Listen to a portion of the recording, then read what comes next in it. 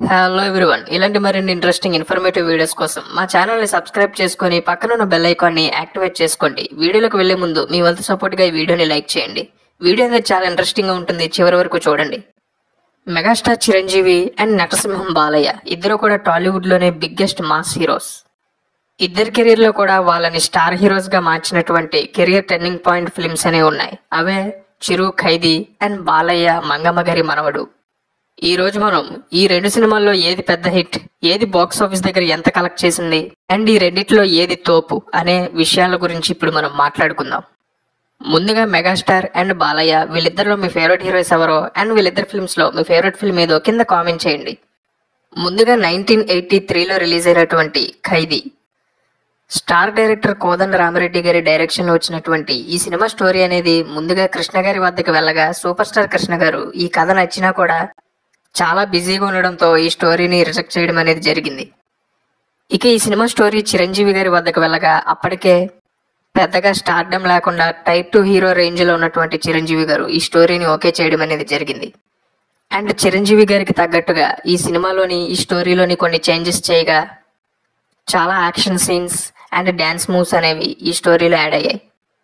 కోదండ రామిరెడ్డి గారి డైరెక్షన్ వచ్చినటువంటి ఈ సినిమాకి స్క్రిప్ట్ అనేది పరుచూరి బ్రదర్స్ అందించగా సంయుక్త మూవీస్ అనే బ్యానర్లో ఈ సినిమాని నిర్మించడం అనేది జరిగింది.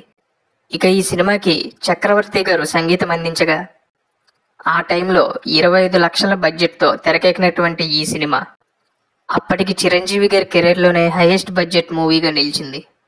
అయితే చిరంజీవి గారు అప్పటికి చిన్న హీరో కావడంతో చిరంజీవి గారిపై అంత బడ్జెట్ పెట్టే అంత సిచ్యువేషన్ అనేది లేదు.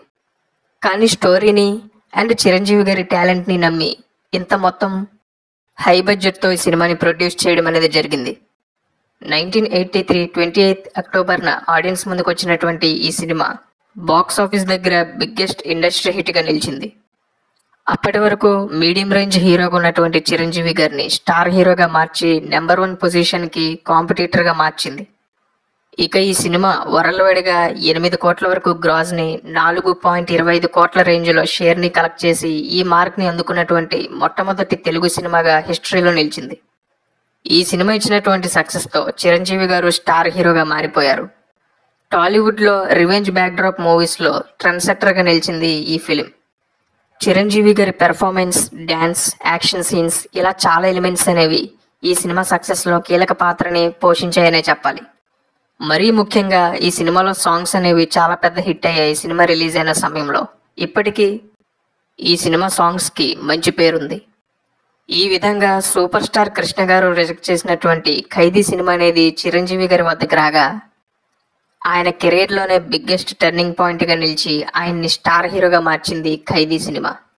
అంతకు ముందే చిరు అండ్ కోదండ రామిరెడ్డి గారి కాంబోలో చాలా హిట్స్ అనేవి ఉన్నాయి. అయితే వీళ్ళ సినిమాల గురించి ఆడియన్స్ ఎదురు చూసే విధంగా మార్చింది మాత్రం ఈ సినిమాయే. ఇక ఈ సినిమా చిరంజీవి గారిని స్టార్ హీరోగా, యాక్షన్ హీరోగా మార్చగా కోదండ రామిరెడ్డి గారిని అయితే ఆల్మోస్ట్ నెంబర్ 1 డైరెక్టర్గా మార్చింది ఈ సినిమా. మరి ఈ సినిమా మీలో ఎంతమందికి ఫేవరెటో, ఈ సినిమాపై మీ ఒపీనియన్ ఏంటో కింద కామెంట్ చేయండి. ఇక నటసింహం బాలకృష్ణ గారి మంగమ్మ గారి మనవడు సినిమా విషయానికి వస్తే 1984లో భారీ అంచనాలతో సాహసమే జీవితం అనే సినిమాతో ఆడియన్స్ ముందుకు వచ్చినటువంటి బాలకృష్ణ గారు ఆ సినిమాతో మంచి సక్సెస్ని అందుకున్నారు. ఇక బాలకృష్ణ గారు స్టార్ కిడ్ కావడంతో ఆయనపై ఎప్పటి నుంచో సినిమాల్లోకి ఎంటర్ అవడానికి ముందు నుంచే భారీ అంచనాలు అనేవి సాధారణ జనాలతో పాటు ఇండస్ట్రీలో కూడా ఉన్నాయి. దాంతో ఆయన ఎప్పుడెప్పుడు స్టార్ అవుతారా అని ఆడియన్స్ అంతా కూడా ఎంతో ఈగర్లీ వెయిట్ చేసేవారు. 1984లో డైరెక్టర్ కోడి రామకృష్ణ గారి డైరెక్షన్లో తెరకెక్కి ఆడియన్స్ ముందుకు వచ్చినటువంటి family entertaining movie Mangamma Gari మనవడు. కోడి రామకృష్ణ గారు డైరెక్ట్ చేసినటువంటి ఈ మూవీని ఎస్ గోపాల్ రెడ్డి అనే నిర్మాత నిర్మించడం అనేది జరిగింది. ఈ సినిమాకి స్టోరీని భారతీ రాజా గారు అందించగా ఈ సినిమా డైలాగ్స్ని గణేష్ పాత్రో గారు రాయడం అనేది జరిగింది. పేరున్న నోటెడ్ అసెంబుల్ క్యాస్ట్తో ఈ సినిమా కాస్టింగ్ అనేది కంప్లీట్ అయింది. డి ప్రసాద్ బాబు ఈ సినిమాకి సినిమాటోగ్రఫీ బాధ్యతలు వహించగా ఎడిటింగ్ బాధ్యతలు అనేవి కె సత్యం నిర్వర్తించారు. భార్గవ్ ఆర్ట్ ప్రొడక్షన్స్ అనే బ్యానర్లో నిర్మించబడినటువంటి ఈ సినిమా 7th సెప్టెంబర్ 1984లో చాలా భారీ అంచనాలతో ఆడియన్స్ ముందుకు వచ్చింది.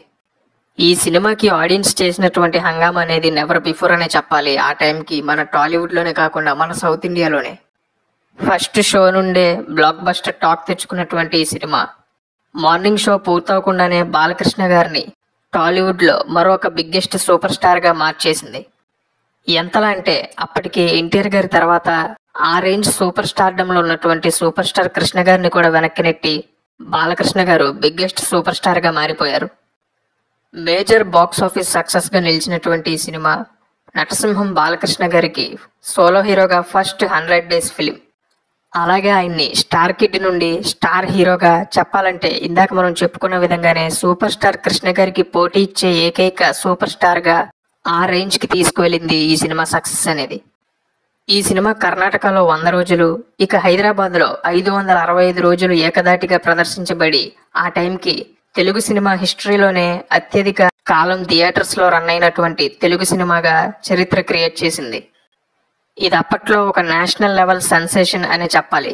ఎందుకంటే ఆ టైంకి లాంగెస్ట్ రన్నింగ్ ఇండియన్ మూవీగా ఉన్నటువంటి షోలే సినిమా తర్వాత మళ్ళీ ఆ రేంజ్లో సెకండ్ లాంగెస్ట్ రన్నింగ్ ఇండియన్ మూవీగా ఈ సినిమా రికార్డ్ని సాధించింది. చాలా కాలం ఈ రికార్డ్ని కేవలం టాలీవుడ్లో మాత్రమే కాకుండా ఇండియన్ సినిమాలోనే వేరే ఏ హీరోస్ కూడా టచ్ చేయలేకపోయారు. మళ్ళీ 1995లో దిల్వాలే దుల్హనియా లే జాయేంగే లాంటి సినిమా వచ్చిన తర్వాతే ఈ సినిమా 3rd ప్లేస్కి దిగడం అనేది జరిగింది. ఈ విధంగా స్టార్ అవడానికి బాలకృష్ణ గారు చేసినటువంటి ఫస్ట్ అటెంప్ట్లోనే బాక్స్ ఆఫీస్ని ఈ రేంజ్లో షేక్ చేసి ఇండియాని కూడా తన సినిమాతో ఊపేశారు Balakrishna garu. Tollywood box office హిస్టరీలోనే one of the most important and huge ఇంపాక్ట్ని క్రియేట్ చేసినటువంటి సినిమాగా మంగమ్మగారి మనవడు సినిమా నిలిచింది. ఈ సినిమా తర్వాత బాలకృష్ణ గారితో మూవీస్ చేయడానికి చాలా మంది స్టార్ ప్రొడ్యూసర్స్ అనేవాళ్ళు పోటీ పడడం అనేది జరిగింది. ఇంకా చెప్పాలంటే బాలీవుడ్ నుంచి కూడా ఎన్నో ప్రొడక్షన్ కంపెనీస్ నుంచి బాలకృష్ణ గారికి ఆఫర్స్ అనేవి వచ్చేవి. అయితే ఆయన తెలుగు ప్రొడ్యూసర్స్తో మాత్రమే వర్క్ చేయాలి అనే ఆలోచనతో ఆ ఆఫర్స్ అన్ని కూడా రిజెక్ట్ చేయడం అనేది జరిగింది. ఇక ఈ సినిమా ఇచ్చినటువంటి సక్సెస్ ఇంపాక్ట్ వల్ల తర్వాత ఎలాంటి సినిమాలు చేయాలి అనే దాంట్లో బాలకృష్ణ గారిలో చాలా కన్ఫ్యూజన్ అనేది నెలకొంది. ఈ సినిమా పాటలు కూడా ఆ టైంలో చాలా పెద్ద సెన్సేషన్స్ని క్రియేట్ చేశాయి. ఇక ఈ cinema world wide box office దగ్గర 7.5 కోట్లకు పైగా గ్రాస్ని కలెక్ట్ చేయగా 4.20 కోట్ల షేర్ని కలెక్ట్ చేసి ఈ ఫీట్ని సాధించినటువంటి టాలీవుడ్స్ యంగెస్ట్ హీరోగా ఆ టైంలో బాలకృష్ణ గారు నిలిచారు. ఇలా all time biggest hit of Telugu సినిమాగా ఈ సినిమా నిలిచింది ఆ టైంలో. ఈ విధంగా మెగాస్టార్ చిరంజీవి గారి కెరీర్లో ఖైదీ అండ్ నటసింహం బాలయ్య గారి కెరీర్లో మంగమ్మ గారి మనవడు, ఈ 2 సినిమాలు కూడా వీళ్ళిద్దరిని స్టార్ హీరోలుగా మార్చినటువంటి మూవీస్గా వీళ్ళ కెరీర్లో టర్నింగ్ పాయింట్స్గా నిలిచాయి. మరి వీటిలో మీ ఫేవరెట్ మూవీ ఏదో, ఈ సినిమాలపై మీ ఒపీనియన్ ఏంటో కింద కామెంట్ చేయండి.